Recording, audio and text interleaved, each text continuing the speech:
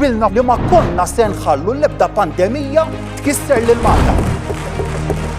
Fejn hemm bżonn deċiżjonijiet, jibqgħu jittieħdu deċiżjonijiet ħadd naħsib is-saħħa u ħadd naħsib il-kwalità tal-ħajja tal-Awċin u tal-Maltin. Ma żidna x-xogħol u dħul tal-ħaddiema.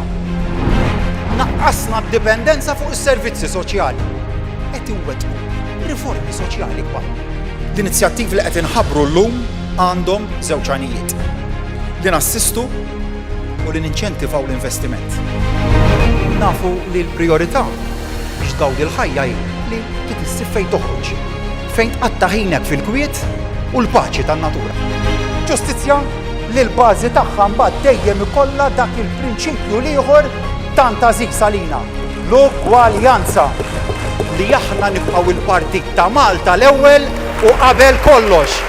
Magħna tafu fejn qegħdin.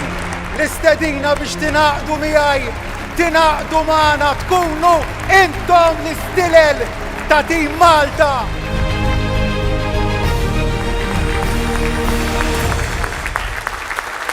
Merba, Sinjuri, nil-amana lill-Prim Ministru u mexxej tal-Partit Laburista Robert Abela.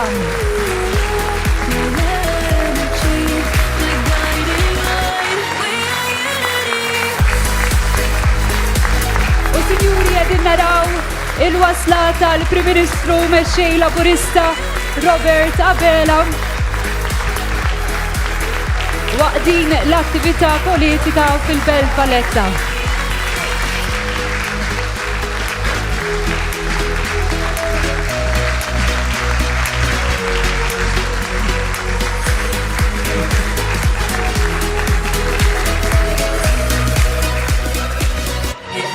Inselmilkom u nilqakom għal din l-attività politika tal-Partit Laburista li qed tittella fil-Belt Valletta fl-okkażjoni ta' tieni anniversarju ta' Robert Abela bħala Prim Ministru u mexxej tal-Partit Laburista. Insellem ukoll il-dawk kollha li f'din l-okkażjoni qegħdin isegwu din l-attività permezz tal-istazzjonijiet One Radio kif ukoll tal-paġina ta' Facebook tal-Partit Laburista. Dini attività li qed titella skont ir-regoli tal-awtoritajiet brabta mal-COVID-19 u kull min attenda ibbukkja u ntalab iċ-ċertifikat tal-vaċċin. Naddu minnu fih biex nagħtu bidu għal din l-attività u nistieden fostna wkoll il-ġurnalist Fabian Demicoli sabiex jintervista lil Prim Ministru Robert Abela. Insellem lilek Fabian minn hawnhekk issa se nħalli f'idejk. Nirringrazzjakom. Grazzi Kelly. Il-lejla tajba, Prim Ministru. Sellim lek Fabian u nsellem lil kulħadd. Sentejn wara li ħtart mexxej tal-Partit Laburista u allura Prim Ministru, imma sentejn ukoll dalwaqt mill-pandemija. Ħadd ħafna deċiżjonijiet. Li ma kienu dawk id-deċiżjonijiet li kienu l-aktar diffiċli, forsi semmi li waħda jew tnejn, u deċiżjoni oħra diffiċli forsi kellek tieħu u ma ħadtix. Diffiċli tidentifikax. L-ewwel tant kien hemm deċiżjonijiet li kellna nieħdu. Partikolarment mill-ewwel jiem ta' Marzu tal-2020 kellek sitwazzjoni fejn kien hemm min fost l-esperti mediċi kien għadu qed jittama li l-pandemija ma tasalx fi xtutna. Fil-fond ta' qalbna kollha kemm aħna konna nafu li se tasal. Mbagħad kellek l-ewwel tbassir li kien ġej mill-awtoritajiet uffiċjali tagħna. Id-tbassir dwar l-imwiet. Qed nitkellmu eluf ta' persuni niftakar waħda mill-ewwel reazzjonijiet li kelli kienet jiġifieri aħna se jkollna l-kadavri fit-toroq u r-risposta li kelli dakinhar taf x'kienet Fabian. Iva. Jekk ma nieħdux il-miżuri li hemm bżonn nieħdu u jekk ma naħdmux bil-għaqal. U mbagħad kellna id-tbassir tal-qatt. 20,000 infakkar rapportaġġ li kien der fuq ġurnal lokali li kien qal illi r-rata ta' qatt f'pajjiżna se tisboq il-50,000 persuna. Dak ix-xenarju li kellna quddiem. Mbagħad il-weġġa ta' qalb tal-11 jew 12 ta' Marzu tal-2020 illi kellna nieħdu d-deċiżjoni li niddikjaraw emerġenza ta' saħħa pubblika u l-eluq tal-ħwienet tar-retail, l-eluq tal-ajruport diskussjonijiet li waslu għal tal-ajruport niftakar kellek l-Assoċjazzjoni Medika li kienet qed tirrakkomanda li nagħlqu l-ajruport ta' Bergamo. U d-diffikultà li jkollok dakinhar imma jien se nkun l-ewwel Prim Ministru li għalaqt l-ajruport ta' dan il-pajjiż u kellna nagħlqu id-destinazzjoni ta' Bergamo. Mbagħad ġiet deċiżjoni iktar drakonjana, mhux biss l-ajruport id-destinazzjoni ta' Bergamo rridu nagħlqu ma' destinazzjonijiet oħrajn, eventwalment l-ajruport kollu. Il-portijiet ukoll ħlief għall-cargo. Dak it-tip ta' deċiżjonijiet li ħadna u ma kellniex manwal fuq xiex naħdmu. Għaliex l-arfin li kellna dakinhar kien wieħed limitat ħafna, jiġifieri ħanieħu l-parti medika. Fl-ewwel ġimgħat tal-pandemija dak li llum ngħidu li huwa ovvju l-ilbis tal-maskla, dak iż-żmien aqas kienet jiġi rakkomandat, tant kemm l-arfin kien wieħed limitat, illi bil-fors dal-manwal ribna li nibnuh as we went along. Però hand on heart ngħid illi dejjem ħadna b'mod konsistenti dak id-deċiżjonijiet li ħassejna li kienu fl-aqwa interess tal-poplu Awċi u Malti. Konna perfetti dejjem ngħid illi lejn l-ewwel wieħed. Kien hemm momenti fejn illum meta nagħmel evalwazzjoni kritika tal-mod kif imxejna ġurnata ngħid kien hemm deċiżjonijiet li stajna ħadnihom qabel, kien hemm deċiżjonijiet li forsi aġġilna żejjed, kien hemm momenti fejn stajna ddeċidejna b'mod differenti. U għalhekk nirrikonoxxi li mhux dejjem konna perfetti. Iżda jekk tgħidli kien hemm xi ħadd li kien perfett ngħid il-iva. U kienu l-frontliners tagħna. Il-frontliners fil-qasam mediku, il-frontliners l-oħra kollha fosthom il-forzi tal-ordni li ġibdu ħabel wieħed quddiem dal-mument straordinarju qalu illi aħna għandna missjoni diffiċli imma li se noħorġu b'mod tajjeb minnha. Lill-frontliners partikolarment dawk tal-qasam mediku nsellmilhom rajt dal-aħħar jien kelli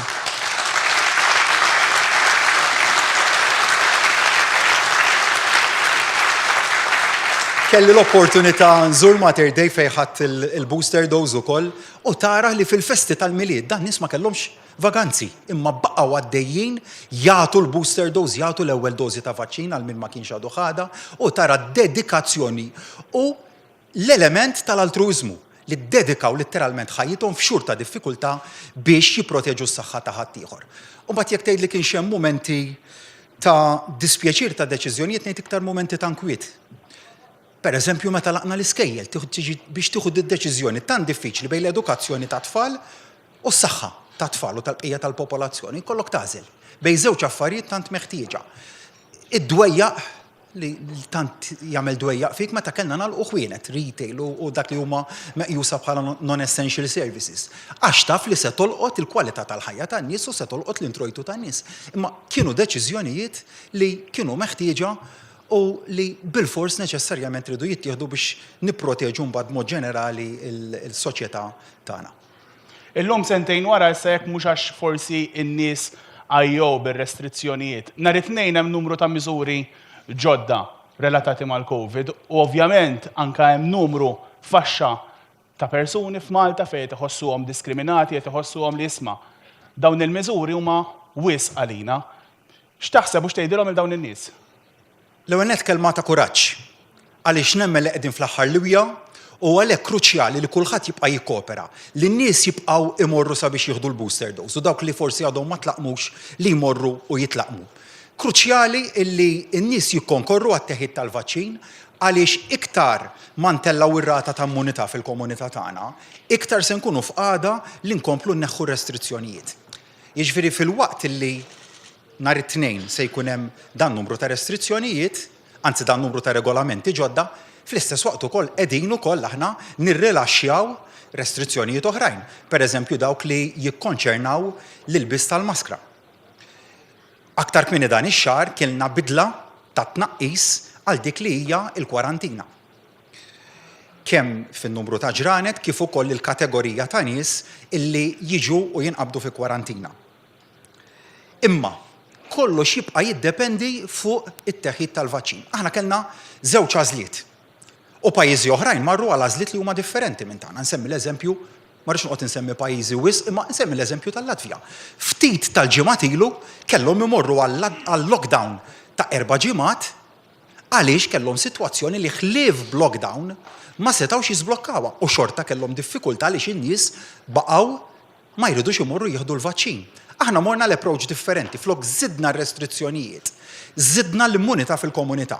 U għalhekk dal-appell kontinwu li qegħdin nagħmlu sabiex in-nies jieħdu l-vaċċin. Għandna l-aqwa għodda li hija l-vaċċin.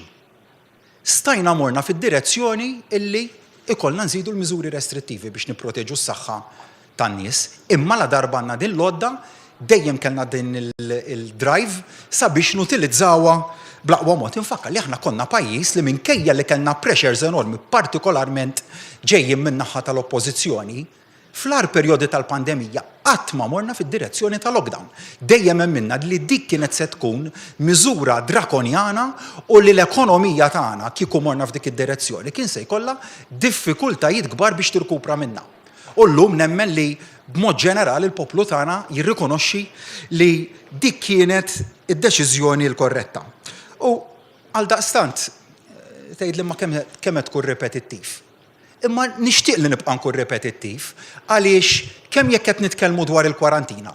Jien se nkun l-ewwel wieħed li malli l-awtoritajiet tas-saħħa jgħidulna li hemm persentaġġ biżżejjed tal-popolazzjoni tagħna illi ħal booster dose, se nkun l-ewwel wieħed li nimbotta biex ir-regolamenti li huma relatati mal-kwarantina jkomplu jiġu rilassati.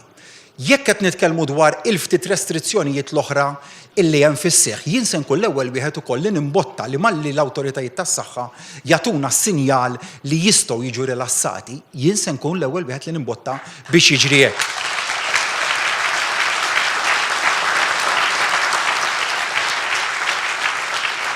Imma u għalhekk il-miżuri ta' nhar it-tnejn. Il-miżuri ta' nhar it-tnejn għandhom għan wieħed warajhom li nagħtu aktar saħħa lill-vaċċin. U għalhekk l-appell tiegħi biex in-nies imorru jieħdu l-vaċċin u mbagħad naturalment iktar ma nersqu lejn dik il-rata ta' immunità li qed jgħidulna l-awtoritajiet tas-saħħa, jien nemmen li dħalna f'fażi issa fejn iva nistgħu nkomplu nirrilaxxjaw il-restrizzjonijiet. Imma mhux nagħmlu bir-rispett kollu ta' mhux nagħmlu bħal kap tal-oppożizzjoni. Ġifieri l-ewwel qalilna ftit tal-jimilu qalilna jien naqbel mal-pożizzjoni tal-awtoritajiet tas-saħħa. U mbagħad rax kienet ir-reazzjoni fuq social media u ftit tal-jiem wara qal ara jien ħanibdel il-pożizzjoni tiegħi u ma naqbilx ma dak li qed jgħidu l-awtoritajiet tas-saħħa. Fil-pandemija ma tmexxix bil-populiżmu għaliex il-populiżmu idaħħlek ġol ħajt.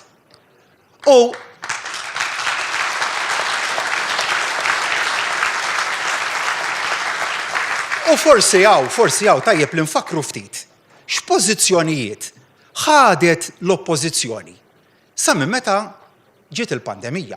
Mela l-ewwel kellna xhur li qalu il-Prim Ministru ma jaqbilx mad-Deputat Prim Ministru. U mbagħad kienu jgħidulna li l-Prim Ministru u d-Deputat Prim Ministru mhux jaqblu mas-Supretendent tas-Saħħa Pubblika. U mbagħad qalu li m'għandhomx fiduċja fis-Supretendent tas-Saħħa Pubblika imma li l-fiduċja tagħhom kienet f'esperti ieħor li jaħdem fih dan id-Dipartiment tas-Saħħa Pubblika. Mela dejjem ippruvaw iġibu l-Gvern f'kuntrast mal-awtoritajiet tas-saħħa pubblika. Issa, ironikament għandna l-oppożizzjoni li mhux qed taqbel mal-pariri tad-Dipartiment tas-Saħħa Pubblika. U forsi l-messaġġ li ngħaddi lill-oppożizzjoni hawnhekk huwa ħallu fidejn min jifhem.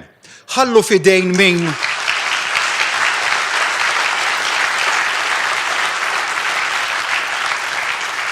ħallu fidejn l-awtorità tas-saħħa pubblika illi tmexxina fuq il-kriterji tax-xjenza, fuq il-kriterji li huma oġġettivi, fuq il-kriterji li tul dawn l-aħħar xhur żammew lil dan il-pajjiż imħares u jiena nemmen ukoll li fil-ġimgħat u x-xhur li ġejjin dal-pajjiż se jkun qed iħares lejn futur li huwa sabiħ sew. Prim Ministru, ħankellmek dwar l-Air Malta. L-aħbar il-bieraħ flimkien mal-Ministru tal-Finanzi ħabbar li minn 890 impjegati issa se jinżlu għal 420. Jiena l-inkwieta meta nisma' din l-aħbar li il-problema li kien hemm fl-Air Malta biex insolvuha dawk il-ħaddiem għandhom jintbagħtu mal-pubbliku, mas-servizz pubbliku, ġifieri qegħdin nixxiftjaw problema u nżidu problema oħra. Domanda rilevanti. L-ewwel nett il-problema Air Malta u s-soluzzjoni Air Malta.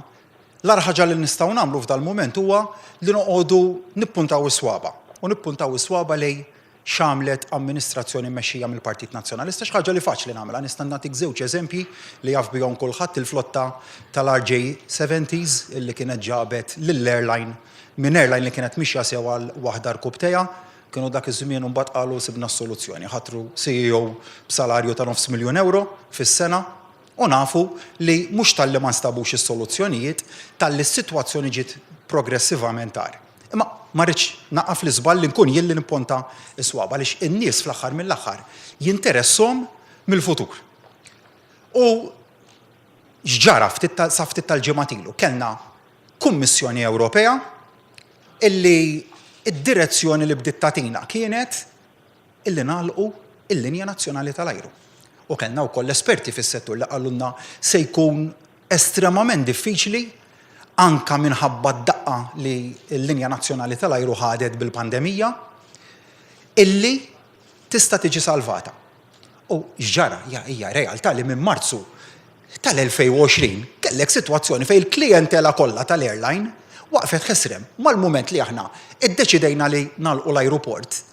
Hemmhekk il-ftit titjiriet kienu dawk ta' ripatrijazzjoni u fejn bdejna nużaw il-linja nazzjonali tagħna biex inġibu provvisti mediċi lejn il-pajjiż fejn kellhom isiru titjiriet ta' emerġenza, ġifieri litteralment l-introjtu spiċċa fix-xejn. Dak kienu ir-realtajiet. Iżda dan issa, mhux il-mument li noqogħdu nitkellmu bil-partiġjaniżmu, u għalhekk li rridu naraw it-triq il-qudiem. Mhux kienu l-prinċipji li stabbilejna l-ewwel nett illi emminna lill-linja nazzjonali tal-ajru tista' tissalva u d-direzzjoni li jiena tajt kienet lill Ministru għall-Finanzi kienet illi aħna se naħdmu fid-direzzjoni li mhux immorru għall-likwidazzjoni tal-kumpanija tal-linja tal-ajru nazzjonali tagħna imma se nagħmlu minn kollox biex dik il-linja nazzjonali insalvawha. Mela dik kienet l-ewwel deċiżjoni strateġika. U dak kien il-messaġġ li batna lill-Kummissjoni. It-tieni prinċipju mbagħad li noħolqu mudell li bih se topera dil-kumpanija li jkun wieħed sostenibbli u li din linja nazzjonali tal-ajru issir waħda vijabbli. Sa tgħid li vijabbli jfisser li se tibda tagħmel il-miljuni ta' profitti dil-kumpanija diffiċli illi jalla naslu għal hemmhekk. U għandna pjan ambizzjuż biex eventwalment nistgħu naslu għal hemmhekk. Imma rridu nifhmu wkoll illi dil-kumpanija għandha wkoll skop li imur lilin mill-opera tal-linja tal-ajru normali. Għaliex? Għaliex il-gżira tagħna il-qagħda ġeografika tagħha dik li gżira fil-periferija tal-Mediterran maqtuwa minn kull pajjiż ieħor għalhekk hija gżira u għaldaqstant l-airline isservi skopijiet li huma importanti ħafna. Imma laqqas jista' jkollna sitwazzjoni li l-linja nazzjonali tal-ajru tibqa' titlef il-miljuni ta' kull sena. Mela dik hija xi realtà li ma setax issir aktar. Mela l-ewwel imbagħad bidla wara li ħadna d-deċiżjoni li l-kumpanija se tiġi salvata, imbagħad imxejna lejn mudell ta' operat li jista' jagħmel il dik il-kumpanija vijabbli u sostenibbli. U da spjegah tant tajjeb il-Ministru Clyde Caruana fil-konferenza l-istampa illi għamel il-bieraħ, imma mbagħad qamet it-tieni domanda. U għalija kienet forsi iktar importanti minn kull kriterju ieħor. X'se jiġri mill-ħaddiema? L-ewwel nett mill-ħaddiema li se jibqgħu ġewwa l-Air Malta. Mela dak il-ħaddiema li se jibqgħu jaħdmu mal-Air Malta b'mod dirett għandu jkollhom u ħaqhom ikollhom is-serħan il-moħħ dwar il-vijabilità tal-kumpanija u dwar il-job security tagħhom. U dak se jkollhom. Imma mbagħad dak il-ħaddiema li mhux se jibqgħu jaħdmu direttament mal-Air Malta. Ġifieri qed nitkellmu dwar dawk il-ħaddiema li jaħdmu mal-ground handling u ħaddiem oħrajn ġol amministrazzjoni tal-istess soċjetà. Hemmhekk il-prinċipju ewlieni kien kważi l-istess wieħed li mxejna bih sa mill-bidu tal-pandemija li ma rridu li ħadd jitlef il-ħobża ta' kuljum. Għaliex nemmnu l-ewwel li x-xogħol jagħti d-dinjità lill-bniedem. Ix-xogħol jagħti l-kwalità ta' ħajja aħjar lill-bniedem u li kulħadd ħaqqu d-dinjità tiegħu. Mela t-tieni punt hemmhekk kien li kulħadd se jkollu l-impjieg tiegħu u l-kundizzjonijiet tax-xogħol li jkunu mħarsa. Ma morniex lejn direzzjoni nagħtu somma kif għamlu ta' qabilna nagħtu somma u neħilsu min-nies. Ma nemmnux li huwa hekk.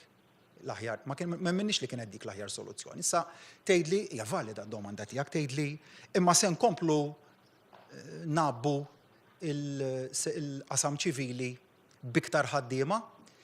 Il-priorità li nippreservaw l-impjiegi. Issa, l-aqwa mod kif dawk l-impjegati se jiġu utilizzati, ġifieri l-aqwa mod li bih jistgħu jagħtu servizz lil pajjiż dak qed iridu niddiskutuh. Li nista' nagħti serħan il-moħħ lil ħaddiema kollha huwa illi l-impjieg tagħhom garantit, l-introjtu tagħhom huwa garantit, kundizzjonijiet tax-xogħol huma garantiti wkoll.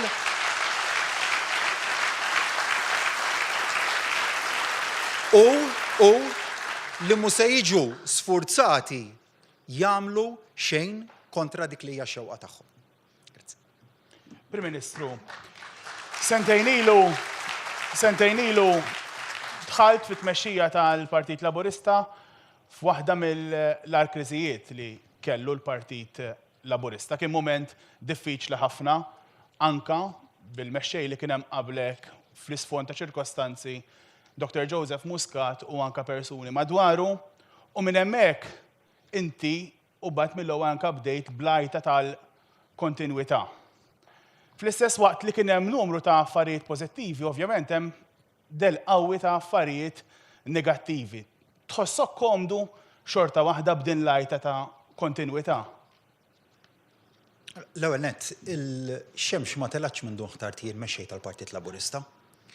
Għaliex dal-gvern mill-2013 il-qudiem għamel ħafna u ħafna tajjeb.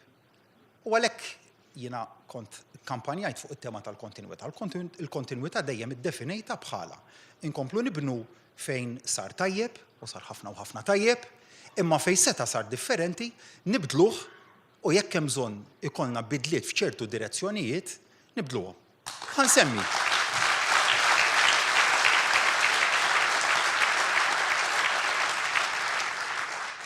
Ħansemmi fejn sar tajjeb. Ħansemmi ftit anzi mill-ħafna li sar tajjeb għaliex jekk nibda nsemmi l-ġid kollu li dal-gvern u dal-partit tagħmel f'dal aħħar snin, nista' ma naqaf qatt. Insemmi pereżempju iż-żieda fil-pensjonijiet. Meta jiena ħadd it-tmexxija tal-Partit Laburista, dal-gvern kien għal 5 darbiet konsekuttivi fil-budgets żied il-pensjonijiet mela li għamilt jien kien flimkien mal-bqija tat-tim immexxi minni kien li għal darbtejn oħra erġajna żidna l-pensjonijiet.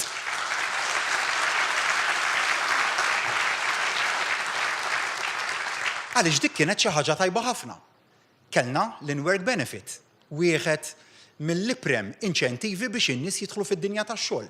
Għax kienet xi ħaġa tajba ħafna, wessajna l-parametri biex aktar nies ikunu jistgħu jikkwalifikaw għall-inward benefit. Kellna s-sistema ta' ċekkijiet ta' rifużjoni tat-taxxa, bnejna fuqha u komplejna wessawha. Għaliex kienet xi ħaġa tajba mxejna mal-prinċipju illi lil min jista' lanqas fis-soċjetà nagħtuh l-ikbar rifużjonijiet. Dik kienet xi ħaġa tajba li bnejna fuqha. U mbagħad kellek skemi li mhux biss jinċentivaw lin nies jidħlu fid-dinja tax-xogħol, semmejt l-inward benefit, semmejt nista' nsemmi wkoll it-tapering tal-benefiċċji soċjali meta nies jidħlu fid-dinja tax-xogħol. Nista' nsemmi child care b'xejn li kienet għodda importanti ħafna biex aktar nies daħlu fid-dinja tax-xogħol. Pluralità ta' bidliet li jagħmlu verament differenza pożittiva fil-ħajja tan-nies imma mbagħad fuq kollox kellna ekonomija vibranti li ħolqot l-impjiegi. Mela llum meta qed nitkellmu hawnhekk qegħdin għadna għaddejjin minn pandemija. Imma għandna l-akbar numru ta' nies li jaħdmu ġewwa pajjiżna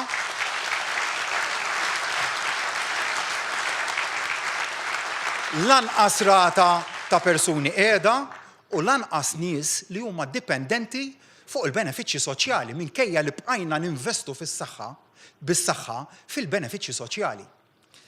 Mela dak kollu komplejna nibnu fuqu għax kollu kien tajjeb u hemm diversi inizjattivi oħrajn li anka budget wara budget nibqgħu nibnu fuqhom. Issa mbagħad ir-realtà kif semmejt tajjeb inti kellek episodji illi setgħu saru aħjar. U għalhekk ukoll illi saret il-bidla. Insemmi mbagħad il-bidliet li għamilna fil-qasam tal-governanza tajba. Tlajt blajta u bil-mandat mingħand in-nies illi nagħmel bidliet fil-qasam tal-governanza tajba. U x'għamilna? Tlaqna aħna minn Jannar tal-2020. Minkejja li fi ftit ġimgħat sibna kriżi internazzjonali ta' saħħa soċjali u ekonomika li żgur ħadd ma antiċipa. Minkejja li sibna diku, minkejja li ħadna tant deċiżjonijiet relatati mal-pandemija. Fl-istess waqt tlaqna fuq riformi kbar fil-qasam tal-governanza tajba, riformi li mhux biss kienu riformi fuq il-karta, ma li bidlu l-kultura ta' dan il-pajjiż, il-mod kif joperaw l-istituzzjonijiet, il-mod kif id-diversi branki tal-istat, 3 branki tal-istat jaħdmu. Insemmi l-bidliet li għamilna fil-ħatra tal-ġudikatura, il-bidliet fil-ħatra tal-Kummissarju tal-Pulizija, il-bidliet fil-ħatra tal-Prim Imħallef tal-President tal-Repubblika. U għalhekk m'hemmx dubju li jien kont l-iktar Prim Ministru li erħejt setat minn idejja.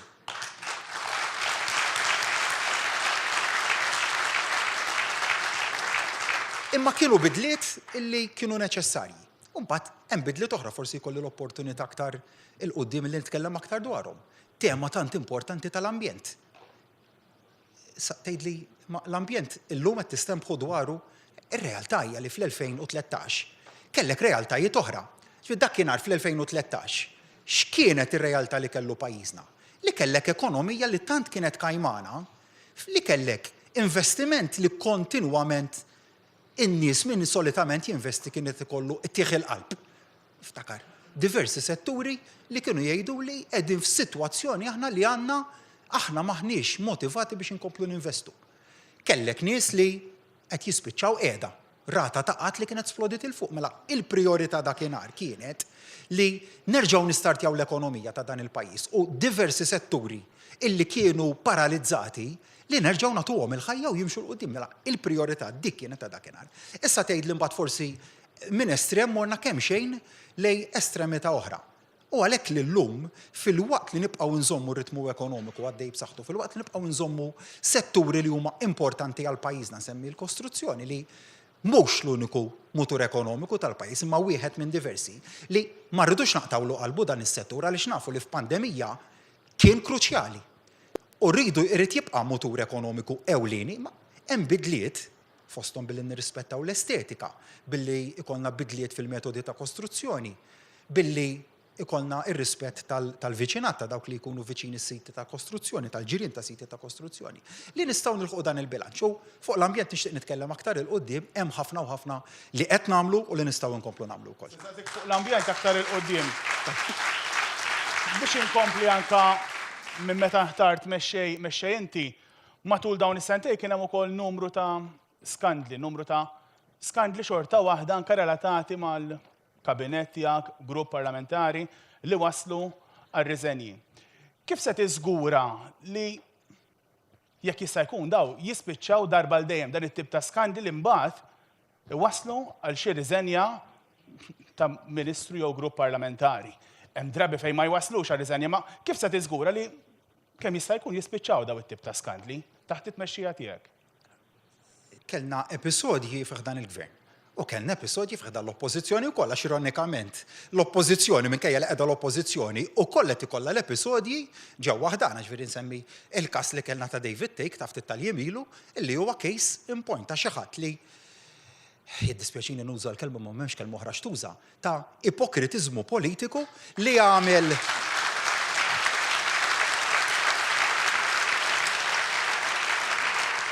kemm ilu membru parlamentari u anke qabel jikkritika u jattakka lil kulħadd. Naħseb kulħadd taw fostkom jiftakar dik it-telefonata li kien għamel u kien qalla lill-individwa partikolari ra inti qed titħallas mit-taxxi tagħna u nixtieq nafx taxxi tiegħu kienu daw għax ilu għal medda ta' snin.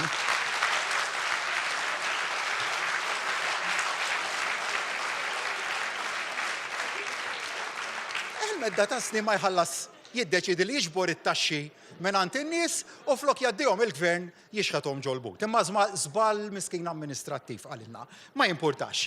U tifhem għaliex kellu l-kap tiegħu illi ma setax jaġixxi kontra tiegħu għaliex kien konfortat bih bħala l-iktar bniedem li wara l-kap tal-oppożizzjoni kien evada taxxi. Ma jimpurtax però.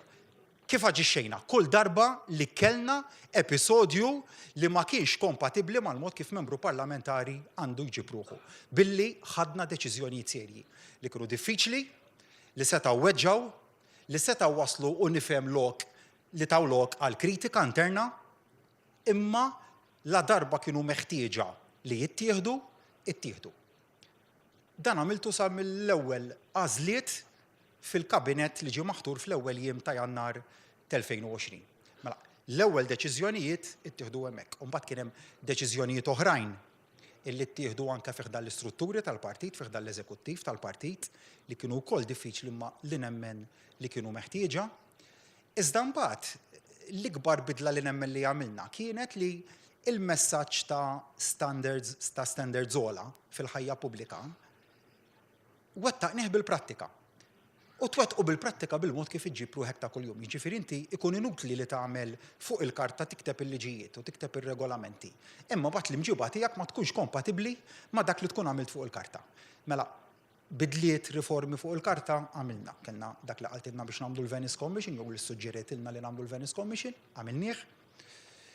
Kien hemm dak li għamilnieh aħna minkejja li ma kellna ebda suġġerimenti ma ħassejna li kellu jsir u sar, imma mbagħad nemmen li b'mod sempliċi il-mod kif il-grupp parlamentari tal-Partit Laburista u l-Kabinett irid iġib ruħu. U ejja nifhmu li ċertu żbalji mhumiex aċċettabbli u għalhekk innistgħu l-fiduċja tagħhom għaliex in-nies dejjem hemmnu li dan il-moviment huwa differenti minn min kien imexxi dal-pajjiż qabel l-2013. U dik il-fiduċja irridu naħdmu għaliha ta' kuljum. U taħdem għaliha ta' kuljum l-ewwel billi tagħmel il-ġid lin-nies. U għalhekk l-importanti li jkollok il-governanza tajba, għax dik tibqa' l-pedament ta' kollox, imma mbagħad li tagħmel il-ġid. Tagħmel il-ġid fid-diversi forum. Bil-bieraħ kellna opportunità biex nagħti eżempju wieħed illi nniedu l-Fondazzjoni għal Housing Affordably. Dik hija xi ħaġa li se tagħmel differenza enormi fil-kwalità ta' ħajja tan-nies, mhux dawk li huma fuq l-iktar inkam baxx, għax dawk hemm il-housing soċjali bħala xibka li tilqalihom, imma kellna dil-faxxa medja li rrikonoxxejna ta' nies li ta' inkam baxx lejn il-medju li ma setgħux jidħlu fis-suq miftuħ għal dik li jasaqaf fuq rashom. U nqabdu f'dil pocket tan-nofs u hemmhekk li għamilna inizjattiva mal-Arċidjoċeżi ta' Malta biex intejbu l-kwalità ta' ħajja tan-nies u nagħtu kirjiet affordabbli jew proprjetà affordabbli lin-nies.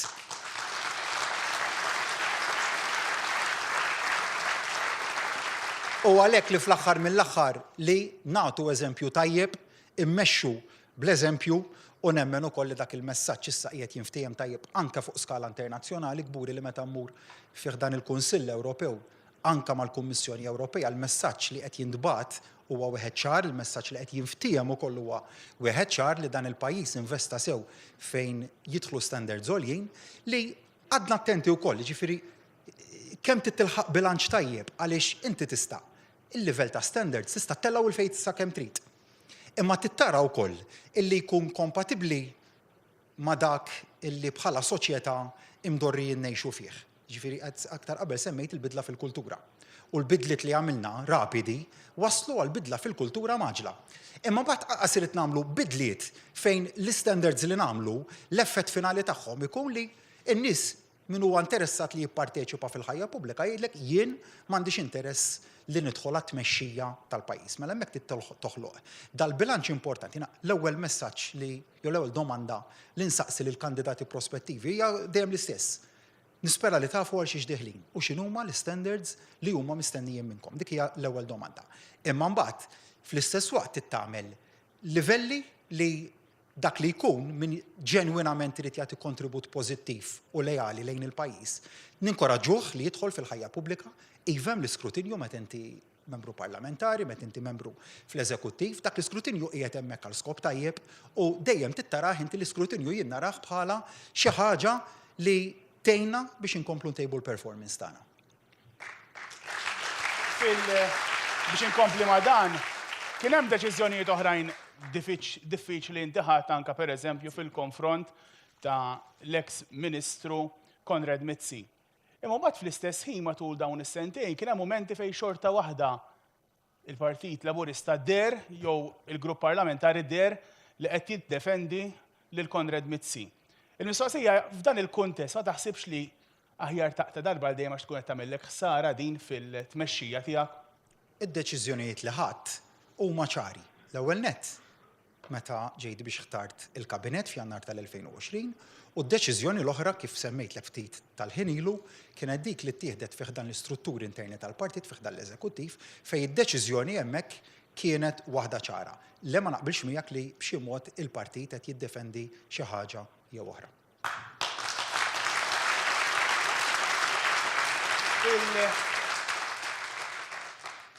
Personalment nemmen li ċertu deċiżjonijiet jew forsi żbalji li saru anka minħabba li l-gvern minħabba d-distak li kien hemm fl-aħħar elezzjoni mill-Partit Laburista l-Partit Nazzjonalista forsi tagħti anka l-element ta' untouchable. U konvint li fl-elezzjoni li jmiss tixtieq li tkabbar id-distak. U jkolli ngħidlek inti x'tippreferi li tkabbar id-distak jew li jkun hemm l-oppożizzjoni inti tnaqqas id-distak biex ikun hemm anka forsi iktar il-gvern ikun inqas element ta' untouchable. Jien nitlaq minn premessa differenti. Mem l-ebda rebħa elettorali li garantita. U dwar dan nixtieq inkun ċar ħafna ma' kulħadd.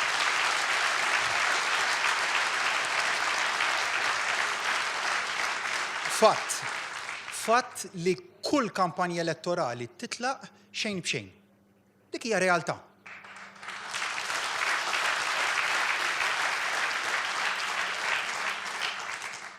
Issa, x'ikun ir-riżultat finali li żgur m'iniex fqada li ngħid illum għaliex jispetta lill-elettorat tagħna li jieħu dik id-deċiżjoni, jekk se jkun distakk wiesa, dak huwa riżultat tal-iprem forma tad-demokrazija li huwa il-vot tan-nies. U jekk id-distakk ikun wieħed inqas naħa jew oħra, dik ukoll tkun il-mod kif il-poplu bl-aktar mod suprem qiegħed juri dak li jemmel li għandu l-aqwa viżjoni biex imexxi lil dan il-pajjiż għasni li ġejjin. Imma x'ngħid li għamilna aħna biex nerġgħu nirbħu l-fiduċja tal-poplu? Sentejn li jibnu fuq numru ta' snin ta' qabel ta' tmexxija fejn tajna dak kollu li stajna biex immexxu l-interessi tal-Awċin u tal-Maltin il-qudiem. Ħansemmi l-perjodu tal-pandemija għaliex bil-fors tagħmel referenza l-aktar perjodu diffiċli ta' tmexxija li wieħed jista' jimmaġina żgur mit-tieni gwerra dinjija llum. Proteġejna l-impjiegi, proteġejna s-saħħa tan-nies, proteġejna l-ekonomija, proteġejna n-negozji, bqajna viċin in-nies. U dak l-element ewlieni ġifieri li milli nqogħdu nitkellmu dwar distakki ta' voti, ejja nifhmu li biex tirbaħ elezzjoni ġenerali, tirbaħ il-fiduċja tan-nies u l-fiduċja tan-nies tirbaħha billi tkun saqajk mal-art. Billi ma tinqatax minn ma' nies, billi tibqa' umli, billi tibqa' tisma' lin-nies.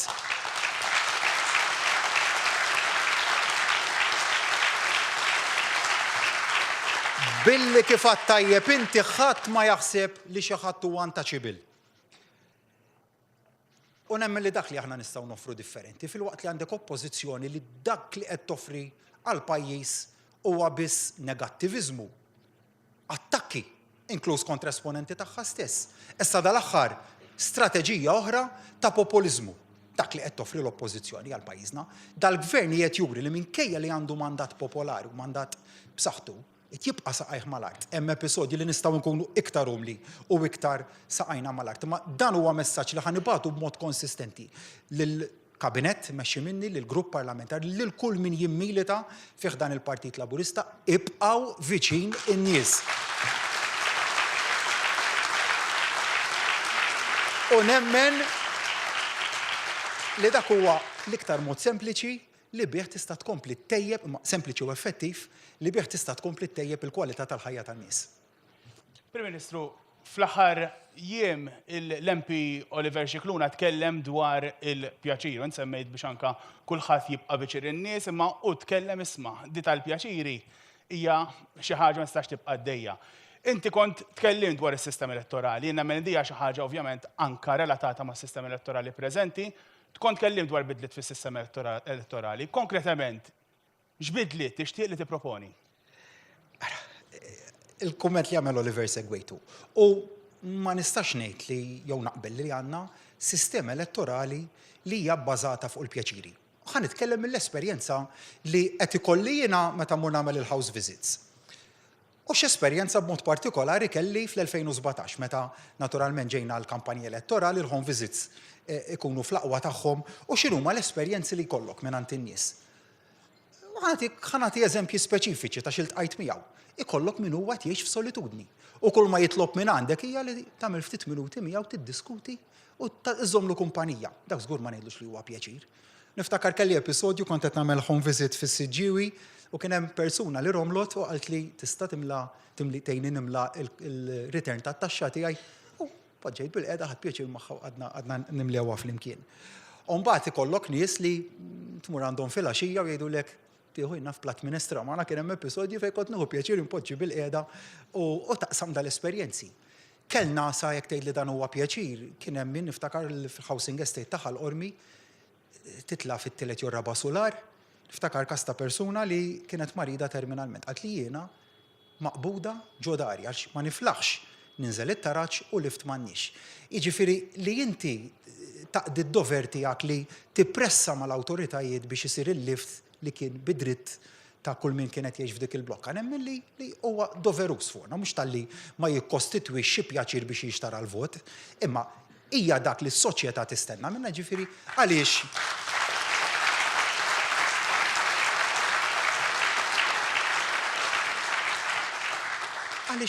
m'għandniex ngħinu. U hija is-sistema elettorali jekk issejħilha s-sistema elettorali tagħna, tifhem li qegħdin ġo gżira xkejkna fejn kulħadd jaf lil kulħadd, fejn il-prossimità bejn il-politiku u ċ-ċittadin mhijiex ħaġa ħażina, anzi nemmen li hija xi ħaġa tajba. Sakemm wieħed ma jaqbis ċertu limiti. U jekk ikollok każijiet u għandek każijiet iżolati fejn dak li jkun jgħidlek jekk ma tinix din ma nivvotax jew ma nivvotax lilek imma nivvota l-kandidat ieħor. U nemmen li Oliver kienet jitkellem għal dak il-każijiet iżolati. Hemmhekk għandu raġun u għamel tajjeb li jitkellem imma ngħid ukoll li s-sistema tagħna mhux issa s-sistema elettorali formali, is-sistema kulturali tagħna nemmen li inbidlet sew. U meta tidħol fid-dar tan-nies da tinnutaħ. U għaliex inbidlet ukoll issa? Għaliex fil-waqt li meta inti kont fl-2013 tikkampina ma kampanjaġ mod formali bħala kandidat fl-2013 imma kont tnejn mod ieħor lill-partit u l-esperjenzi tismagħhom dak iż-żmien. Kellek min jitkarrab għal ġob għax in-nies ma kellhomx il-bażiku, ma kellhomx ġob. In-nies kellhom kwalità tal-ħajja li ma kienet tajba xejn dakinhar. Allura kulħadd kien jipprova jagħmel dak li jista' biex itejjeb il-qagħda tiegħu mal-modija ta' żmien, mal-bidliet pożittivi li aħna minna. Allura l-ekonomija kibret, l-impjiegi, il-possibilità ta' impjiegi żdiedet, u allura mbagħad kellek dil-bidla fil-kultura fejn tmur għand in-nies u tista' tiddiskuti magħhom dan niddiskutu ġodjar ta' fil-verità policies għall pajjiż, x'qed jaraw in-nies, x'qed joġobhom, x'qed idejjaqhom, x'ixtiequ jaraw għal uliedna. Il-maġġoranza assoluta tal-episod tal-inkontri li jkollok man nies iwasluk għal dal-esperjenzi sa jekk tgħid li hemmx bidliet li nara fis-sistema elettorali u mela m'hemmx. Għasirrit imma nikkondizzjona d-diskussjoni li tissir fil-leġislatura li jmiss. Imma nista' nagħti eżempju ta' fejn nara li jista' jkollna bażi ta' diskussjoni. Jekk għandu xibqa' jkollna 13 distretti elettorali jew anqas. Jiġifieri jekk għandna xi mmorru għal sistema kif hija tal-elezzjonijiet tal-Parlament Ewropew fejn Malta u Għawdex huma distrett wieħed jew reġjun wieħed, jew jekk għandi xammorru għal xi triq tan-nofs jekk 13 distrett għandhom xonsu għal 4 jew 5 reġjuni. Naħseb li tkun sistema li tajjeb nitħattuha u nemmel li tkun bidla pożittiva. Issa mhux qed ngħid li neċessarjament se ssir għaliex anke biex issir trid il-kunsens tal-oppożizzjoni u għalhekk tajjeb li niddialogaw dwar, ma nemmel li tista' toffri bidliet pożittivi. Ma tajjeb li wieħed jiddialoga dwar. Mbagħad hemm ma nafx bidliet oħra, jekk tgħid li bidla oħra li naħseb fiha, sudu piedi, jekk għandu xi kollna il-Prim Ministru tal-ġurnata, jekk għandu xi kollu dritt li jintroduċi membri teknokratiċi fil-kabinett. Xi tfisser jiġifieri n-nies li mhumiex ma kontestawx l-elezzjoni ġenerali, iżda li jkunu jiffurmaw parti mill-kabinett. U hemmhekk għandek perspettivi li huma differenti. Jiġifieri l-ewwel nett jekk dak it-teknokratiku x'ħajkun ministru formali u membru parlamentari. Jekk hux ħajkun konsulent tal-kabinett imma ma jkollux pożizzjoni eżekuttiva kif fil-verità diġà bħalissa fil-kabinett immexxi minni għandna min huwa konsulent tal-kabinett. Iżda hemmhekk ukoll imbagħad għandek il-dimensjoni l-oħra. Li inti tkun ġejt elett min nies u l-nies ikunu tawk il-fiduċja tagħhom għandu aspett importanti ħafna għaliex il-politiku elett min nies ikollu nemmen dik il-ħila aqwa li jibbilanċja bejn dak li huwa tajjeb ħafna fuq il-karta għal dak u għal mod mbagħad kif ħajjimpatta lin-nies b'mod dirett. U il-vantaġġ li inti tista' tmur fid-distrett jew man-nies anke lil hemm mid-distrett tiegħek u tisma' jagħtik dak il-vantaġġ tgħid li l-riforma fil-liġi tal-kera. Dik ġiet minn diskussjoni man-nies. Ir-riforma fil-liġi tal-cannabis ġiet wara diskussjoni man-nies u meta bdejna naraw id-dbatijiet li kien hemm on the ground. Se tgħid li t-teknokratiku mhux kapaċi jibbilanċja dak l-aspett. Dawn huma l-bażi tad-diskussjoni, ma għalhekk li ma rridx forsi nitkellem wisq dwar x'naħseb jien għax irrid inħalli lok għad-diskussjoni u nemmen li diskussjoni matura tista' mbagħad tagħti bidliet li ikomplu jtejbu il-sistema elettorali ta' pajjiżna li però maġġorment ngħid ukoll li tul is-snin qidietna b'mod tajjeb. Prim Ministru, inti fost l-aktar Prim Ministru fl-istorja li użajt il-co-options biex iddaħħal nies tekniċi fil-politika. Tnejn minnhom li fl-opinjoni tiegħi kienet deċiżjoni tajba l-Ministru Clyde Caruana u anka il-Ministru Miriam Dalli. Imma din tfisser li għax m'hemmx kwalità fil-grupp parlamentari. Ħsibtek sessa sejni dwar il-kap tal-oppożizzjoni għax huwa co-opted.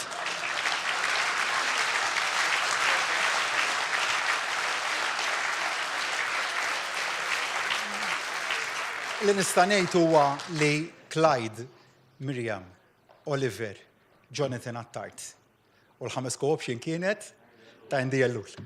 Kollha taw kontribut importanti fil-grupp parlamentari. U tnejn minnhom ukoll fil-kabinett. Differenza allura tgħid li ma tnejn minnhom, tlieta minnhom jistgħu jitqiesu ħatriet teknokratiċi, ngħid hemm ftit ta' differenza għaliex kull wieħed u waħda minn dawk il-5 se jikkontestaw l-elezzjoni ġenerali u se jfittxu l-mandat tal-poplu. Imma li hu żgur huwa li l-grupp parlamentari mmexxi minni mhux nieqes minn kwalità u kif tista' tkun nieqes minn kwalità meta mexxejna lil pajjiż fl-eqqel kriżi internazzjonali li qatt misset lid-dinja għal dal-aħħar 20 ta' snin.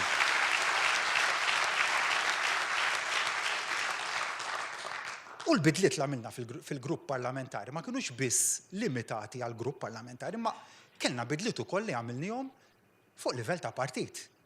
Il-Daniel Mikallef, Bramon Attard, għamlu bidla friska.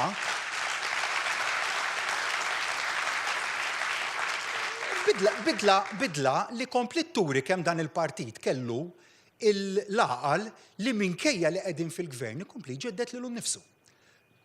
U dak it-tiġdid fil-gvern illum minkejja li salna fil-gvern mis-sena 2013 ngħid kemm fadlilna x'nagħmlu kemm għandna enerġija u entużjażmu biex nibqgħu nagħmlu l-ġid għall-poplu Malti u għawċi kollu.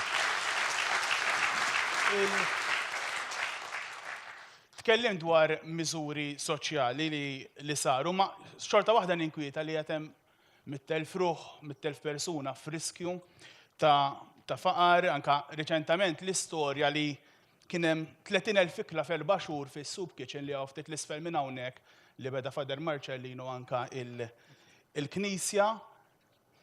Din inkwetanti ħafna għaliex tfisser li anka biżżieda fl-għoli tal-ħajja, semmejt anka dalodu inti f'kumment il-medja il-prezzijiet tal-fuel, dawn ovvjament dejjem qed iħossuhom aktar dawn il-persuni.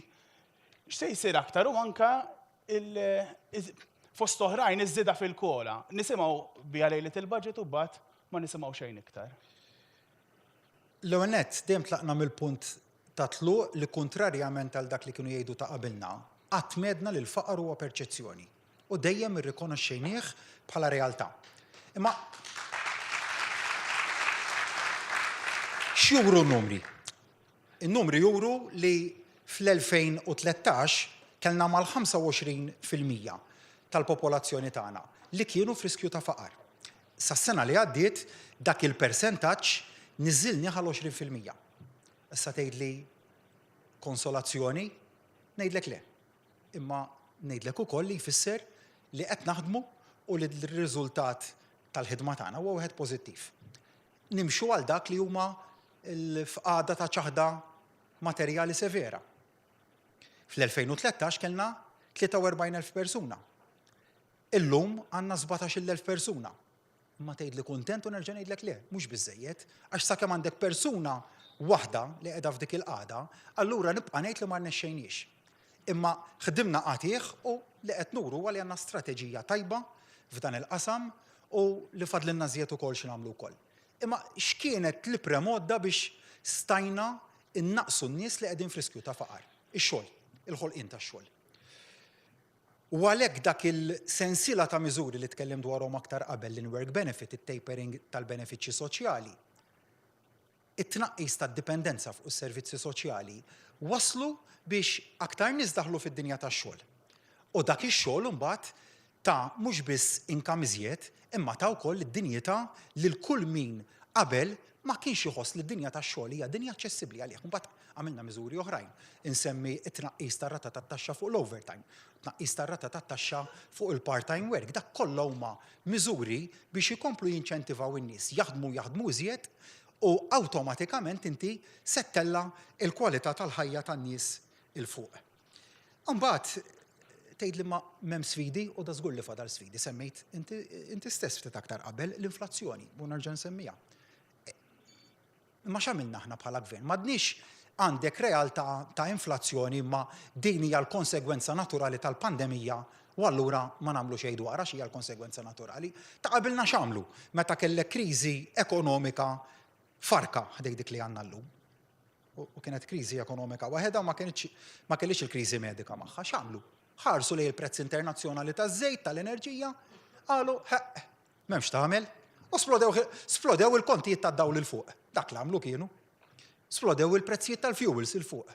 U aħna x'għamilna?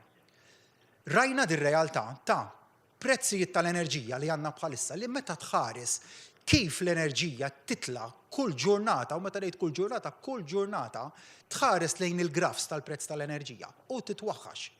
Meta tħares lejn il-prezz tal-gass kif qed jitla fis-swieq internazzjonali, titwaħħax. Mhux qed jitla ftit, mhux qed jitla b'darba jew b'darbtejn, ma b'numru ta' drabi ta' dak li kien sa ftit tal-ġimgħat ilu. Mela daw huma r-realtajiet. Issa x'għamilna aħna? Stajna qadna plaċidi u ngħidu m'hemmx tagħmel u dik iż-żieda nixħtuha fuq il-konsumatur, fuq in-nies jiġifieri. Ma għamilniex hekk. Jekk huwa il-gass, il-gass ibbottiljat, żammejna l-prezz li kif kien. Jekk qed nitkellmu fuq il-prezzijiet l-iktar importanti tal-enerġija, il-kontijiet tad-dawl. Żammejnihom stabbli. U stabbli xi tfisser? Li ma żidnihomx u ħarsu x'qed jiġri barra minn xtutna fl-Unjoni Ewropea, stati membri tal-Unjoni Ewropea. Qed jixħtu iż-żieda fuq in-nies. L-istess fil-fuels, fil-petrol, fid-diesel aħna s-sena l-għaddiet. Fil-pjan ta' riġenerazzjoni ekonomika minkejja li ġo pandemija, flok żidna l-fuels, naqqasna il-prezz tal-fuels b'7 ċenteż mill-litru. Met issa kellna diżżieda kbira fil-prezzijiet tal-fuels internazzjonali x'għamilna? Għadna jew nollu l-prezz tal-pompa, jew nagħmlu miżura biex inkunu nistgħu nżommu l-prezzijiet stabbli milli jolew. Naqqasna id-dazju u s-sisa fuq il-fuels biex stajna nżommu l-prezz tal-pompa kif inhu.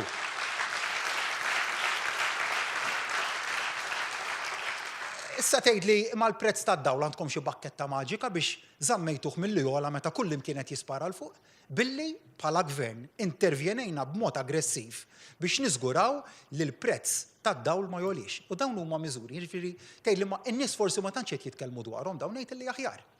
Għax ifisser li żammejna lin-nies protetti u ġala darba n-nies mhux qed jitkellmu dwar dil pressjoni kbira. Ifisser li għamilna xogħolna għax il-peace refgħu il-gvern. Hekk għamilna fuq it-taxxi. Iva min kien jistenna li dis-sena ikollna budget mingħajr żieda ta' taxxi ġodda, ħadd ma kien jistenni. Jiġifieri dak kollu li kulħadd kien qed jistenna kien li b'xi mod jew ieħor nintroduċu taxxi ġodda biex b'xi mod nagħmlu tajjeb għal miljuni, mijiet ta' miljuni li kellna ninvestu fil-pandemija. Ma għamilniex hekk, anzi bil-kontra x'aħna ma nemnux illi l-formula tajba biex tkattar l-ekonomija hija li żżid it-taxxi, imma dejjem imxejna dak il-mudell li ħadmu bih ta' qabilna. Aħna qatt m'għamilna f'dak il-mudell. U allura f'pandemija ma konniex se nissugraw nibdlu riċetta ekonomika illi ħadmet. U semmejt li l-għoli tal-ħajja. U ħansemmi l-pensjonijiet ukoll, ġifieri mhux se nsemmi biss is-seba' żieda konsekuttiva li għamilna fil-pensjonijiet, imma ta' qabilna kienu friżaw il-pensjonijiet. U mbagħad kienu qalu ara, aħna se nżidu l-pensjonijiet u ħanatu fis-sens li ħantuhom iż-żieda tal-għoli tal-ħajja. Aħna lill-pensjonanti tajnihom fil-minimu 3 darbiet iż-żieda tal-għoli tal-ħajja, mhux tal-li tajnielhom sħiħa, tajnihom 3 darbiet. U mbagħad kellek pensjonanti li ħadu żieda sa 15 euro fil-ġimgħa. Jiġifieri lil min jista' l-inqas aħna tajnieh l-aktar bżieda li toxxilla bejn 5 euro fil-ġimgħa sa 15 euro fil-ġimgħa. Żidna l-istipendji. L-ikbar żieda fl-istipendji żidna il-Children's Allowance, żidna rifużjoni tat-taxxa, ġifieri dan fost numru ta' benefiċċji oħra li tajna fil-budget imma kienu kollha kruċjali biex ippreservajna l-kwalità ta' ħajja u l-kwalità ta' għixin tan-nistana. Prim Ministru, sentejn ilu wkoll waħda mill-ajtiet kienet ukoll ir-riforma fil-PBS. U matul dawn is-sentejn kien hemm programmi li ġabu ratings kellhom l-iktar ratings ogħla fl-istazzjon li twaqfu, kien hemm ukoll deċiżjonijiet li kien kritikat ħafna anke mill-oppożizzjoni u entitajiet oħrajn il-PBS. Deċiżjonijiet li anka il-programmi ta' ġrajiet kurrenti, pereżempju, intefgħu fuq stazzjon inqas popolari b'udjenzi żgħar, din kienet ir-riforma li xtaqt inti fil-PBS? Nemmen li hemm fejn tejbu żied fix-xandir nazzjonali u f'dal-aħħar xhur għamilna riformi kbar flimkien mal-handling tal-pandemija. Jekk tgħid li l-enfasi primarja tagħna bħala gvern kienet ir-riforma fix-xandir nazzjonali, ngħidlek illi kien settur li isniħsew, però nammetti li ma kenniex l-enfasi primarja hemmhekk u iktar iddelegajna lill-amministrazzjoni tal-PBS sabiex tkun tista' tagħmel riformi tagħha. U nemmen ukoll li inħolqod bażi tajba li fuqha nistgħu nibnu. M'hemmx dubju li x-xandir nazzjonali huwa importanti, m'hemmx dubju li jservi skop edukattiv, skop soċjali, skop ta' twassil ta' aħbarijiet. Kien hemm ukoll inizjattivi tajbin nsemmis l-istazzjoni l-ġdid li fih investa x-xandir nazzjonali. Ma tittatih ukoll iċ-ċans hija xi ħaġa relattivament ġdida u nemmen li għandu jingħata ċans ukoll sabiex jaqbad u jkun jista' jimxi il qudiem sew ma mbagħad semmejt il-kritika li jagħmel il-Partit Nazzjonalista. Vera jien nara l-ilmenti li jagħmel kostantement anke bil-miktub il-Partit Nazzjonalista u l-maġġoranza tagħhom taf xi jagħmel imma jew jirtirhom jew meta jiġu għad-deċiżjoni jitilfuhom. Jiġifieri dik irridu narawha f'dak il-kuntest ukoll.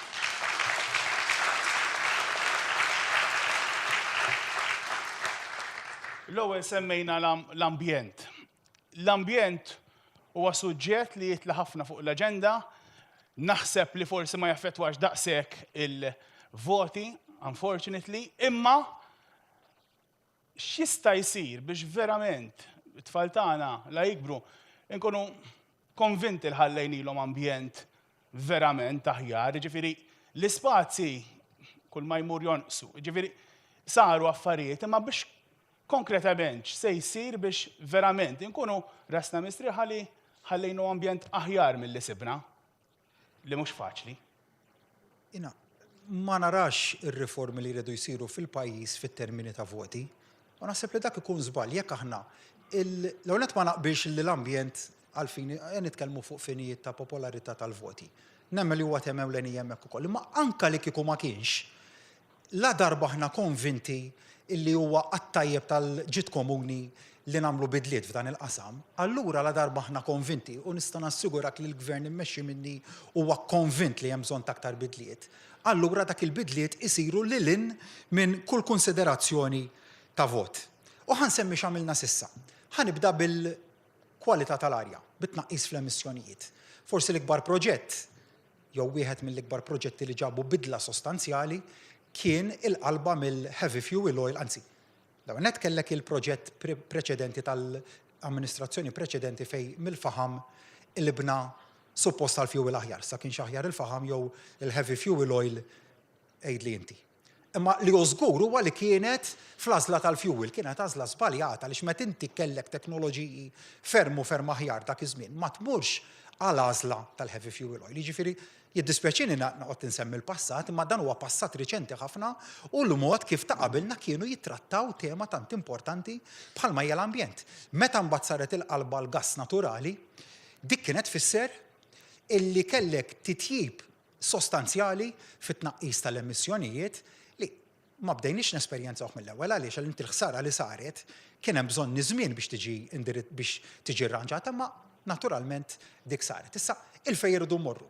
U nsemmi diversi proġetti li qed naħdmu fuqhom, insemmi ftit il-bot minn hawnhekk il-proġett tal-shore to ship. Xi fisser? Meta inti għandek cruise liners u numru ta' bastimenti oħra fil-port tagħna illi waqt li qegħdin fil-port qed iħallu il-magni u l-generators tagħhom mixowlin sabiex ikunu jistgħu jiġġeneraw il-kurrent elettriku jħadmu is-sistemi tagħhom. Hemmhekk b'dak il-proġett aktar minn 50 miljun euro li tajjeb ngħid ukoll ġibnieh bis-saħħa ta' fondi Ewropej, mela hemmhekk l-għaqal tagħna mhux biss li ġibna l-ikbar pakkett ta' fondi Ewropej imma l-mod kif nutilizzawhom, hemmhekk se jkollna sistema fejn il-bastimenti jitfu il-magni tagħhom, jonqsu naturalment l-emissjonijiet u l-bżonnijiet ta' kurrent elettriku se jkunu qed jinġiebu mill-kolonni ta' shore power illi se jkunu qegħdin installati fuq il-moll. L-istess dal-proġett issa nestenduh għal Freeport. Jiġifieri hemmhekk issa ġewwa l-Freeport għandna l-proċess ta' procurement li bħalissa qiegħed għaddej u hemmhekk dan mistenni jwassal ukoll għal titjib ieħor sostanzjali fit-tnaqqis tal-emissjonijiet partikolarment għal dawk in-nies li huma residenti fl-erja ta' Birzebbuġa u fil-madwar. Insemmi iżjed imma mhux dak biss, għamilna ħafna u fadal x'nagħmlu, nsemmi fejn jidħol l-importazzjoni u l-bejħ tal-plastics, ta' single-use plastics. Waqqafna l-importazzjoni bħala l-ewwel pass u issa mxejna wkoll għat-twaqqif tal-plastics li huma meqjusin bħala single use. Hemmhekk ukoll nemmen li vera sibna kooperazzjoni min-naħa tan-nies. Hemm alternattivi oħrajn għal dak li huma disposables li jmorru lil mill-użu tal-plastics u nemmen li verament kellna kooperazzjoni sħiħa u għalhekk importanti li meta tagħmel dal-bidliet ikollok poplu flimkien miegħek li jkun jgħid verament in sintonija mal-istrateġija tal-gvern. Imma għamil niżjed ukoll jekk tgħidli l-ambjent mhuwiex biss il-plastics u l-qasam ta' tnaqqis tal-emissjonijiet. Għamil niżjed fil-qasam ta' tnaqqis tal-emissjonijiet. Il-benefiċċji massivi li tajna fl-aħħar budget u anke f'budgets ta' qabel biex ikollna flotta ta' vetturi li taqleb lejn waħda electrified. Mela, l-electrification tal-flotta ta' vetturi tagħna kemm għal dik li hija l-privat u hemmhekk tajna inċentivi li jlaħqu sa 12,000 euro. Jiġifieri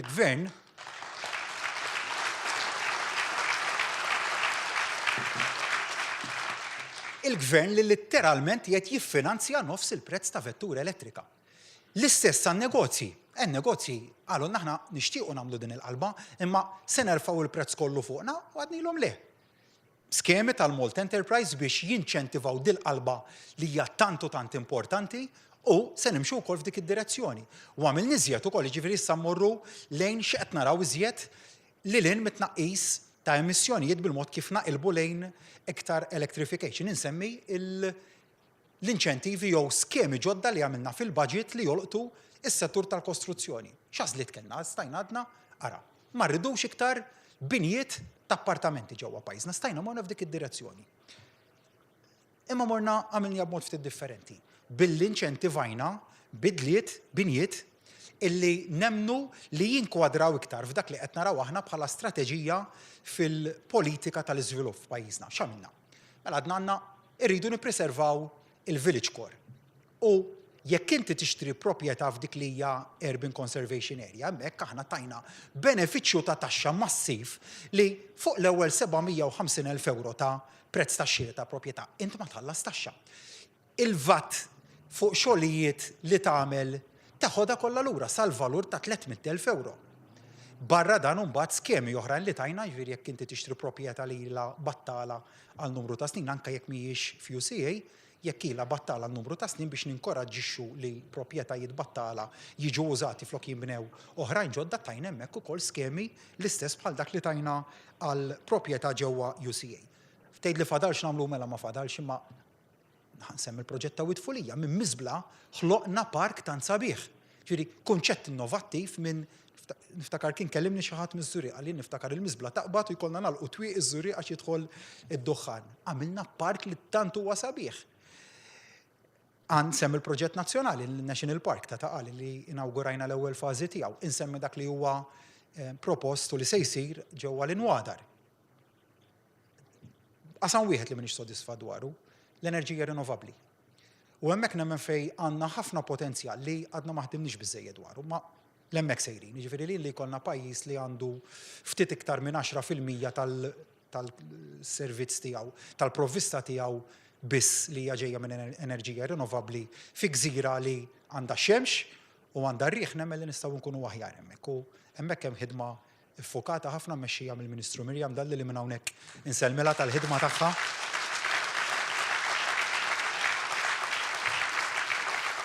Illi hija ffokata f'dak is-sens ukoll u llum l-enerġija rinnovabbli sa ftit ilu konna din narawha biss mill-ottika ta' tnaqqis ta' emissjonijiet. Illum narawha minn ottika forsi iktar importanti, jew daqstant ieħor importanti, tal-istabbilità fil-prezzijiet għaliex nafu li għandna provvista hemmhekk infinita li ma tispiċċa qatt ta' xemx u riħ. U li se tkun qed tgħin ħafna biex inkunu aħna bħala pajjiż nistgħu nżommu l-prezzijiet tal-enerġija tagħna stabbli. Prim Ministru, il-governanza, għaliex anka qed isirilna il-ħin u dal-waqt irridu ninkonkludu, il-governanza fl-aħħar sentejn saru passi l qudiem imma huwa ċar li hemm numru ta' kuntratti, numru ta' stejjel li bqajt iġġorhom tul it-tmexxija tiegħek, b'mod partikolari l-Electrocas, il-Vitals, qabel l-elezzjoni jew fix-xhur li ġejjin. Se tagħmel biex forsi anka dawn id-dubju, dan kollu, jew anka dan il-pis li għandha tmexxija tiegħek jinqata' darba l dejjem? Li nista' ngħid huwa fi żgur li forsi bla preċedent kellna dal-aħħar sentejn li ma kenniex episodju wieħed ta' governanza ħażina.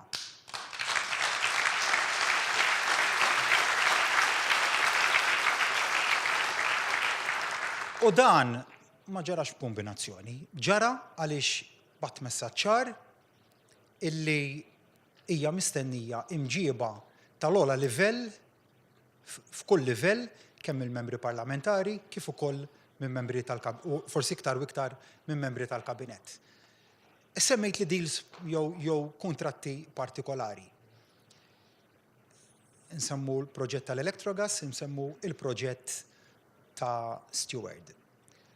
U għandek, qed naraw hemmhekk kemm fil-każ ta' Steward għandek kemm inkjesta maġisterjali li hija għaddejja, għandek ukoll proċeduri fil-qorti li jinsabu għaddejjin, l-istess fil-każ tal-proġett ieħor imsemmi minnek.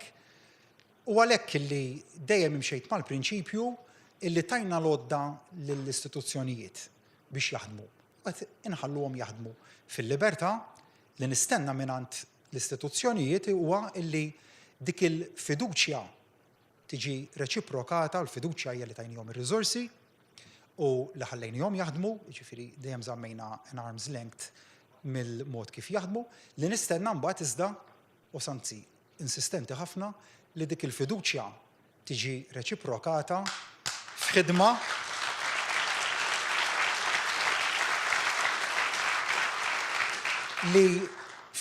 li l-uniku għan tagħha ikun ir-retta amministrazzjoni tal-ġustizzja u ebda għan ieħor. U l-amministrazzjoni ġusta, dik li nsejħula l-avukati nsejħula r-retta amministrazzjoni tal-ġustizzja. Ma tfisser li l-istituzzjonijiet jaħdmu f'sintonija ma' soċjetà, jiġifieri ma rridx li jkollna sitwazzjoni f'dal pajjiż li tkun isu xi witch hunt minn xi istituzzjoni jew oħra kontra l-businesses. Dik żgur ma rridux. Aħna gvern li f'dal aħħar xhur tajna miljuni fuq miljuni lin-negozji kollha tagħna, kollha biex niżguraw li jibqgħu fuq saqajhom tajnihom il-wage supplement, tax deferrals, inċentivi oħrajn. Se nkunu aħna il-gvern li jista' qatt jippermetti xi istituzzjoni li tagħmel xi witch hunt kontra n-negozji sa tgħidli tinsisti li jaħallsu dak dovut minnhom u mela le.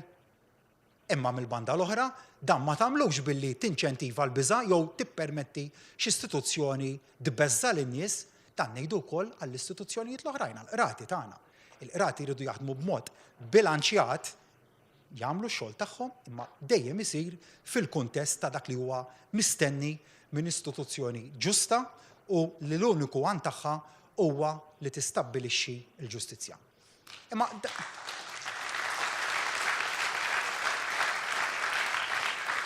Imma mbagħad jekk tgħidli ġifieri l-governanza waħedha, il-governanza tittara bħala fi framework aktar wiesa' fit-tkabbir tal-ekonomija, fit-tkattir tal-impjiegi, fit-tkattir tal-ġid u ġid li jilħaq il-kulħadd mhux ġid li jiġi imwaħħal ġo pocket tas-soċjetà le, ġid li jilħaq lil kulħadd mod ġustu, għalhekk nemmnu fil-prinċipju tal-ġustizzja soċjali.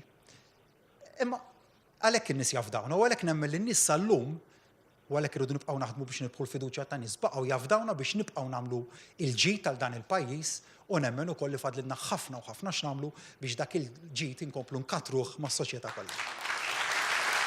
Prim Ministru, l-Oppożizzjoni resqet abbozz ta' liġijiet proposti bbażati fuq dak li sabet l-inkjesta fil-qtil ta' Daphne Caruana Galizia. Inti se toġġezzjona għal dawn il-proposti, x'inhi l-pożizzjoni tiegħek? Biex riformi fil-qasam tal-governanza tajba isiru bis-serjetà, ma tridx tagħmilhom bħala gimmick lejlet elezzjoni ġenerali.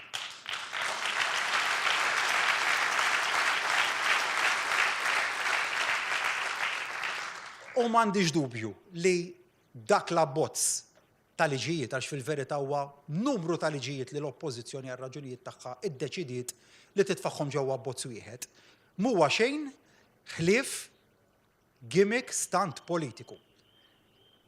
Issa l-oppożizzjoni però għandha żewġ problemi. L-ewwel waħda n-nuqqas ta' kredibilità. Partikolarment in-nuqqas ta' kredibilità tal-id li kitbet dak il-liġijiet.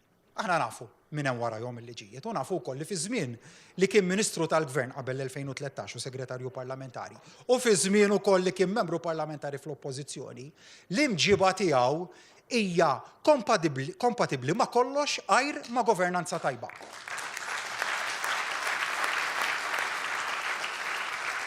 Mela ma jistax ikollok liġijiet xpronati minn xi ħadd li bl-eżempju li qed jagħti mhux kompatibbli mal-governanza tajba. Għax hemmhekk li tonqos imbagħad il-fiduċja tan-nies.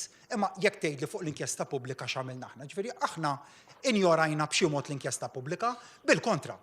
Minn mindu ġie ippubblikat ir-rapport tal-inkjesta pubblika, aħna ma waqafniex naħdmu fuq u x'għamilna. Malli r-rapport wasal għandi, bdejt nidjaloga mal-familja tas-Sinjura Daphne Caruana Galizia. Bdejt nidjaloga mal-Istitut tal-Ġurnalisti Maltin. Komplejna dialogu ma' membri parlamentari Ewropej, ma' membri tal-medja internazzjonali, ma' stakeholders oħrajn, u dak il-proċess ta' dialogu u l-idejat li ħarġu minnu, mbagħad ittrasformajnieh f'abbozzi ta' liġijiet diversi. Mhux tfajna kollox ġo borma waħda u kollox idur ġo xulxin kif għamlet l-Oppożizzjoni, le. Għamilna abbozzi separati. Għamilna liġi anti-slap, jiġifieri l-liġi li tipproteġi lill-ġurnalisti minn attakki strateġiċi kontrihom bil-forma ta' libelli li finanzjarjament jistgħu jkissruhom.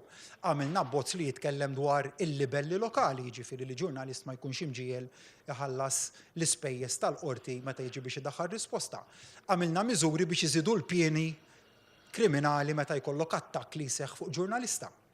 Għamilna mbagħad dispożizzjonijiet oħrajn li jitkellmu dwar libelli pendenti, kollok ġurnalist li jmut waqt li għaddejja l-kawża l-qorti tista' twaqqaf il-proċeduri jew tista' tgħid jien ħan iddikjara artiklu x'libellu jew le iżda mhux ħanati danni. Dawn huma sensiela ta' bidliet il-proposti tal-antislap li għamilna qegħdin fuq quddiem net fl-Istati Membri Ewropej li ħriġna b'abbozz ta' liġi bħal dan. U x'għamilna? Ma ssupervjajniex wed nara, għandna dal-abbozzi. Ħanixħtuhom ġewwa l-Parlament tal-vot għax għandna l-maġġoranza. Ma ħdimniex hekk. Aħna mela ħtarna kumitat ta' esperti.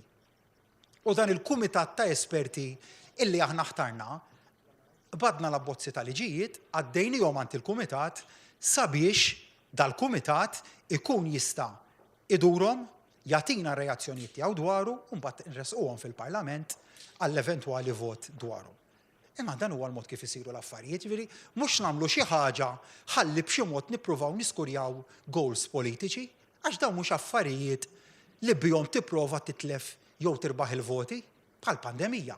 Jiġifieri l-inqas ħaġa li llum nifhem hija kif l-Oppożizzjoni konsistentement sa minn Marzu sal-lum użat il-pandemija fuq livell populista biex b'xi mod jew ta' tidaqqa l-gvern jew b'xi mod tipprova tirbaħ il-voti.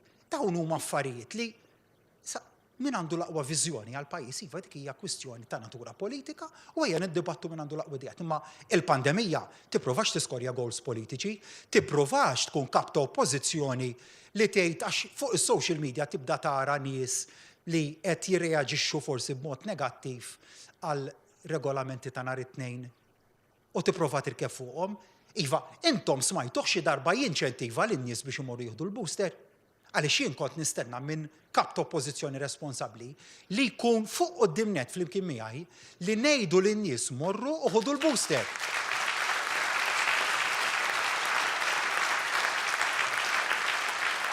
Imma trend konsistenti nfakkar x'kienu jagħmlu fil-bidu tal-pandemija. Iwerwru lin-nies. Meta mbagħad il-pandemija fl-ewwel fażi tagħha bdiet tonqos u l-awtoritajiet tawna il-parir li nistgħu nerġgħu niftħu l-istabbilimenti kienu jwerru lin-nies biex ikissru l-ekonomija tal-pajjiż. Dejja ma ninsewhomx dal-affarijiet għax dawn huma affarijiet sintomatiċi ma' partit illi m'għandu ebda sfortunatament ikolli ngħid m'għandu ebda idea tal-mod kif għandu jimxi pajjiż. U l-istess dal-prinċipju ta' populiżmu mexxew għall-bidliet fuq riformi istituzzjonali. Ta' ma tagħmilhomx għall popolarità tal-vot. Issa tgħidu li kieku dal-gvern għamel ir-riformi fil-qasam tal-ħatra tal-ġudikatura fir-riforma tal-medja. Żgur ma għamilnihomx għall-voti, għamilnihom għax nemmnu li dal-pajjiż huwa stat demokratiku modern, membru kburi tal-Unjoni Ewropea, li ħaqna li jkollna qafas istituzzjonali li huwa xieraq għall-qagħda ta' dan il-pajjiż. Għamilnihom għax nemmnu li huwa ġusti li jsiru. Prim Ministru, nhar it-tlieta l-MEP tal-Partit Nazzjonalista Roberta Metsola hemm ċans kbir li tkun eletta bħala l-President tal-Parlament Ewropew, waħda mit-tliet karigi importanti fl-istituzzjonijiet Ewropej. Tixtieq li tiġi eletta u l-mistoqsija l-oħra tinkwetak li se jkun hemm xi ħadd mill-Partit Nazzjonalista f'daqshekk kariga importanti fl-istrutturi Ewropej. Nixtieq li tiġi eletta, diġà wedna li se nagħtuha l-appoġġ tagħna għaliex il-pożizzjoni li ħal Partit Laburista mhux biss illum, imma f'dawn l-aħħar snin ukoll dejjem kienet kompatibbli ma li appoġġja lil Maltin f'kull kariga internazzjonali.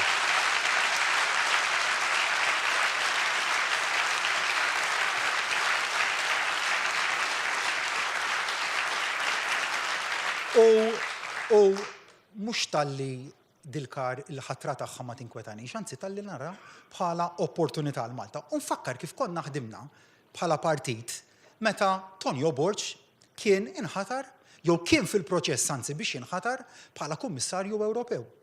Nafu li kien hemm diffikultajiet fih dan il-familja politika li tagħha nagħmlu parti minn aħna bħala Partit Laburista fejn kellhom riservi dwaru u aħna hemmhekk konna militajna favur il-kandidatura tiegħu. Dak il-mod kif dejjem ħdimna aħna u dik nemmen li hija d-differenza ewlenija. U lil Roberta nawgurala kull suċċess fil-kariga tagħha u nawgurala wkoll li tibqa' anzi li taħdem fl-interess nazzjonali.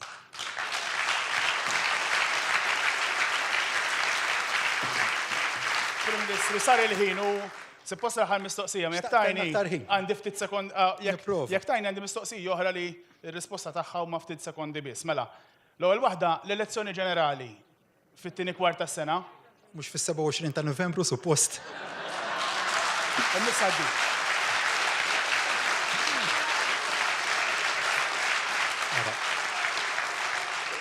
Issa nofs din is-sena tkun saret.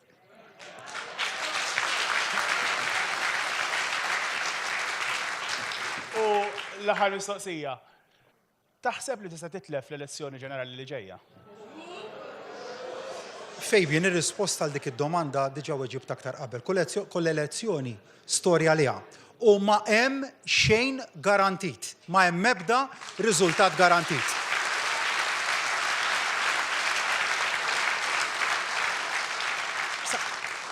Jien dejjem għedt u sinċerament nemmena li l-prijorità ta' elezzjoni qatt ma kienet fuq quddiem fl-aġenda tiegħi.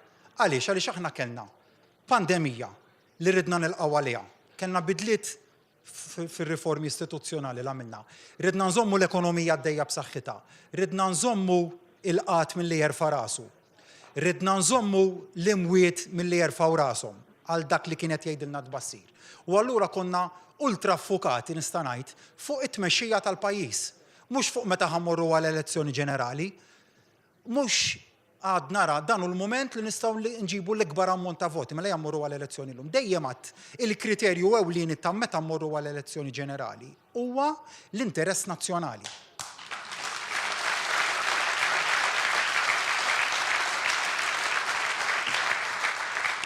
U dak jibqa' kriterju konsistenti. Meta qalulna ara l-budget tfassluh, tħabbruh u tmorru tiġru għall-elezzjoni. Aħna dejjem għadna il-budget infassluh, inħabbruh u nibdew nimplementawh. U hekk għamilna.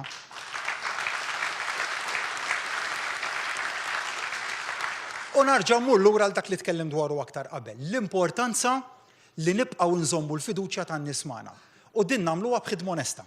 M'hemmx riċetti segreti ta' kif iżżomm il-fiduċja tan-nies, li inti taħdem b'mod onest man-nies, li tifhem il-weġgħat tagħhom, li żżomm idejk fuq il-pols tan-nies, li tifhem dak li qed jippreokkupahom, li tagħti soluzzjonijiet għal dak li huma qed jaraw bħala li jista' jmexxihom il quddiem għall-aspirazzjonijiet tagħhom, li l-ħolm tan-nies nipprovdu lodda biex dak il-ħolm, dik l-aspirazzjoni titrasforma ruħha f'realtà. U għalhekk dejjem nitkellmu fuq Team Malta. U x'Malta rridu għal uliedna. Aħna żgur li dak il-partit li ma rridux il-mibeda f'pajjiżna, dak il-partit anzi aħna li rridu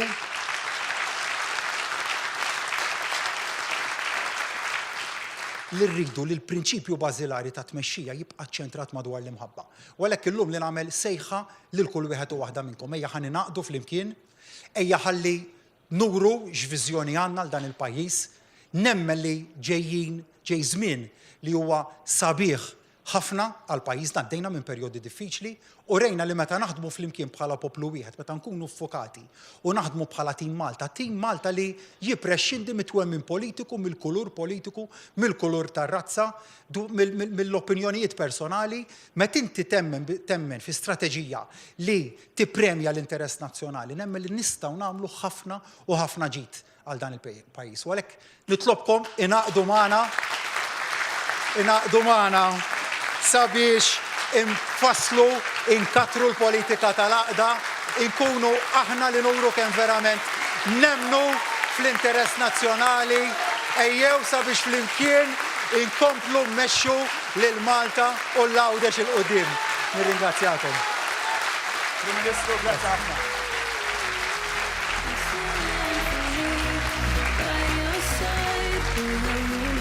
Dak il-messaġġ tal-Prim Ministru mexxej Laburista Robert Abela naslu hawnhekk fit-tmiem ta' din l-attività politika. Infakkarkom li għada tistgħu issegwu produzzjoni speċjali li se tixxandar fuq l-istazzjonijiet 1 fit-8:30 ta' filgħaxija dwar il-ħidma tal-Prim Ministru Robert Abela dawn l-aħħar sentejn. Nirringrazzja lil kull min attenda għal din l-attività li segwaċi ta' wan u daw kollha li segwewna permezz tal-mezzi soċjali. Nawguralkom il-kumplament tal-lejla tajba, nsellmilkom.